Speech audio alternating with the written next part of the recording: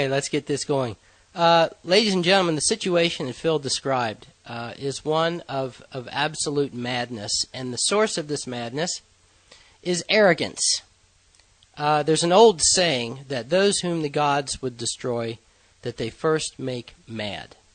And clearly, when we look at what took place with the attack on these peaceful ships, right, which they, Israel meaning, and her supporters around the world, referred to as the Flotilla of hate. It's always hate. You know, it always has to be hatred.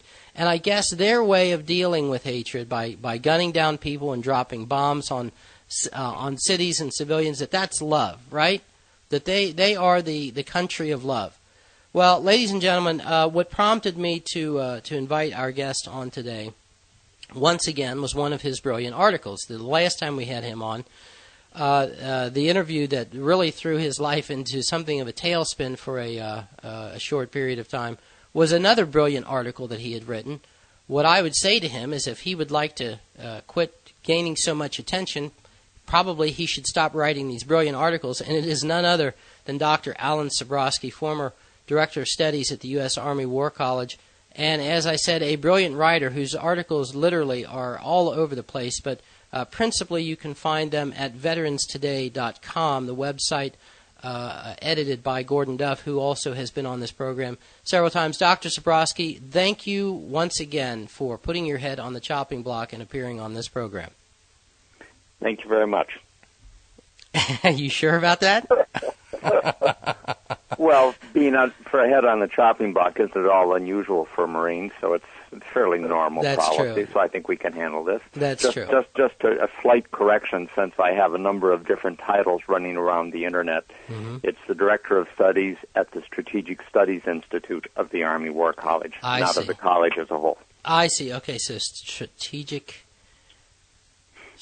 Studies Institute at the U.S. Army War College. Okay.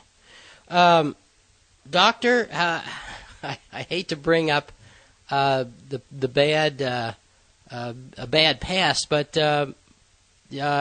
how did the interview that you did with me and Phil back in March, how did it fare out for you? It didn't play badly at all for me. The only thing that concerned me, and it wasn't so much me as it was the message, was that whatever wordsmith hyped the video on it, mm-hmm. gave it a context that was not supported by mm-hmm. anything in the interview that I said, that you said, or that Phil said. Right. You know, I'm perfectly prepared to take strong positions. As you may have gathered, I'm not exactly a shrinking violet. Mm-hmm. But taking something out of context or giving it a spin that is factually untrue from the words that were said and the mm-hmm. examples that were used and by all three of us mm-hmm. doesn't help anyone, and particularly it doesn't help the argument. Right, and I agree. I had a few exchanges with people who had reacted to the title of that video, and I pointed out to them that if they actually listened to what was said, they would understand that the title was hyped. Mm-hmm. It was really hyped. Right. And that got it a good deal of visibility and helped it to go viral on the internet, mm-hmm. but it also was a form of misrepresentation. Mm-hmm. And I don't think misrepresentation helps the case. Mm-hmm. And more than that, I think our case is strong enough that it doesn't need it. Absolutely, yeah. What was said in the interview was strong enough that it didn't need any gasoline to be thrown on it. It was already, it was already, Sure, you give your opponents ammunition when you do something like that. Absolutely. You know, and it's not necessary. You know, if you're Custer at the Little Bighorn and you realize that things are not going well, you may want to say that this is maybe a tactical setback for the Army, but it's a strategic victory because the Indians will expend hard-to-replace ammunition. Mm-hmm. You know, but if you're not in that kind of a situation, don't do it. Mm-hmm. And I don't see us in that kind of a situation. Well, hopefully we will not see a repeat of any sort with today's program. I can't concede that anything we're going to say today is going to result in that. But then again, the next morning after I uploaded the program back in March, and all of a sudden I'm being just swamped with emails. I didn't plan on that either. So maybe we ought to just rein you in and keep you under control for the next 30 minutes or so. And I'll tell you what. I'll become a Zionist, and then you won't have to worry about it. I'll start being a wordsmith for Netanyahu, and then you'll never have to worry about having me on the program again. I do not see Dr. Alan Sabrosky doing anything like that. I can't see myself doing that either.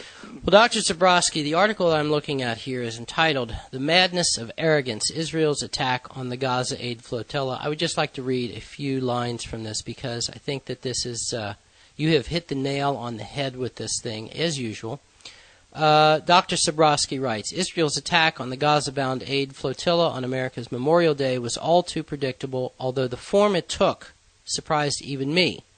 And it confirms the old proverb that those whom the gods would destroy, they first make mad, for the attack was the kind of madness only unbridled arrogance can assume. It wasn't just that foreigners as well as Palestinians flying flags other than that of Palestine were attacked. Israel has a long history of doing such things, especially to the UN. Except for the USS Liberty in 1967, Israel has generally done this type of business on inland sites. Gaza, the West Bank, Lebanon, where it can largely block news and visual evidence and control the spin it puts on events, counting on its friends in the U.S. and other mainstream media to say little or nothing to contradict them. Not this time, however. An attack on the open seas in acknowledged international waters against unarmed ships carrying humanitarian aid with passengers and crews from many countries, especially a direct attack against a Turkish ship, is a different matter and potentially an explosive one. The number of shipboard casualties indicates that once fighting started, the Israeli commandos simply sprayed automatic weapons fire into the people around them, another of their long-standing habits. Now, both of these articles, your first one and then the second one that followed up entitled Beyond the Gaza Flotilla Attack, you go beyond the what of what happened, Dr. Sabrosky, and explore the deeper reasons for it and the deeper implications of what it means, not just for what actually took place, but what could take place. And what you're talking about here is the fact that Israel really is, like Moshe Dayan said many decades ago, she is a mad dog, too dangerous to bother. This latest event with her going and murdering 9 innocent civilians that we know of, okay, and doing it in such a brazen way in international waters, what this shows is that she has nothing to fear. That pretty much is the case that you're making in the articles. Is that correct?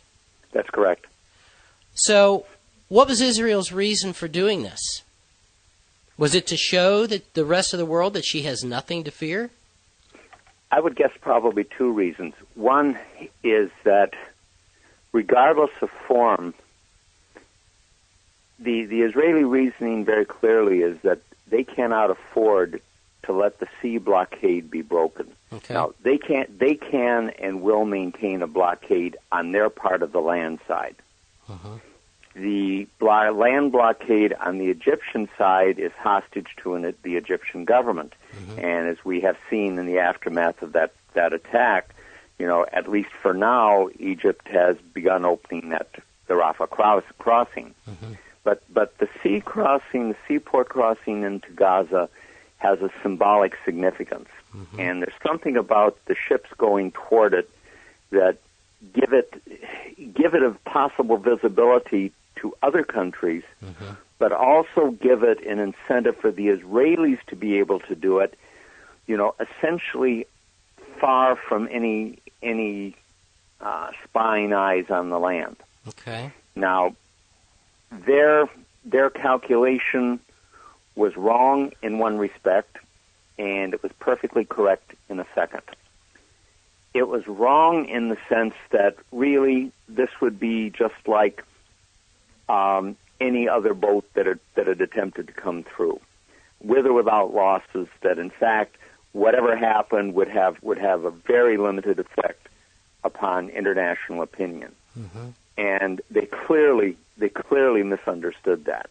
Not just for Turkey, but for so many other countries that normally would have supported them in NATO Europe, and came down calling for a lifting of the blockade and in opposition to the incident. Only the United States, as far as I can tell, of any of the major or middle states, has given them not essentially unqualified support, has given Israel unqualified support. Mm-hmm. But they misread the rest of them. They misread an awful lot of the rest of them. And in that case, it was a miscalculation. It was probably a miscalculation because from what I've been able to read about the incident, we're only really starting to get some very detailed reports from the people who were with the flotilla, because the Israelis put a complete communications lockdown on the incident once they started.